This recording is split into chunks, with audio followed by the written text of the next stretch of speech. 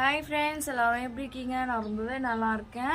நம்ம டயட்டில் இருக்கிறதுக்கு ஸ்டார்ட் பண்ணோம்ல, ஏதோ ஒரு சோதனை பண்ணுற மாதிரி எடுத்து எதனா ஒரு ஃபங்க்ஷன் வந்துகிட்டே இருக்கு. 2 days பார்த்தீங்கன்னா ஊருக்கு போயிட்டேன். அங்கே போயிட்டு பார்த்தீங்கன்னா நல்லா ஃபுல் கட்டு ஸ்வீட்டு அது இதுன்னு சொல்லிட்டு மானோட எல்லாருமே சாப்பிட்டுட்டேன்.